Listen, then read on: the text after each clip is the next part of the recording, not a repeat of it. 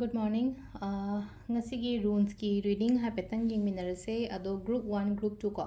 number 1 khansira natraga number 2 khansira ani shige manungda ama khanbirase ko haidi 1 khanbadana karamba symbol lake karamba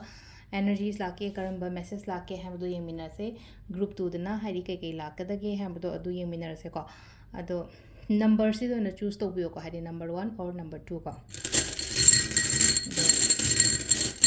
sida lairiba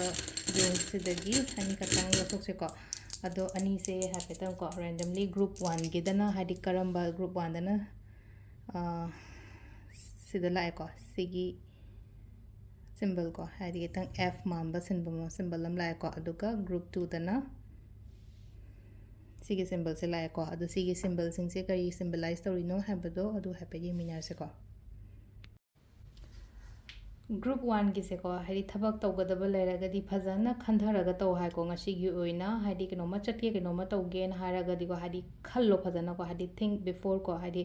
nangna chattoriba potu da hari especially ko hari kinoma important step ama kai ama lawdoine haraga di ko phajana khandharaga ko mayam dagi natraga hari khoi gi aiga sum loina riba me moi gi advice so hapetang tawba sigi pot se ko hari aina chattoriba sibu phagadra pharoidra ne hadi kitang ko hadi ai isai thanda decide tawdabado ko ado sisina ahambagi akoigi runes ki keno lere ko hadi keno runes ki energies reading ko mathangi siso ai happy haijarage ko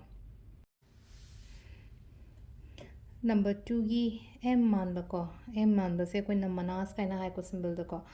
ado sigi m manba symbol se sisina kaino hai kansida ko hadi punna thabak tawminaba hai tara ko punna lingjen manana thabak tawbodo hadi together we are strong haibado ne ko sida hadi khoina punna lingjen manana thabak tawminaba khominaba da kai ba kem leite ko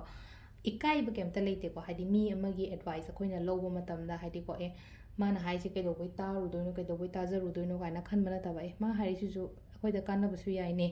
kaina adumaina khanbiba ko adu sida leire ko adu ngasigi oina rules ki kaino reading se ko ma'am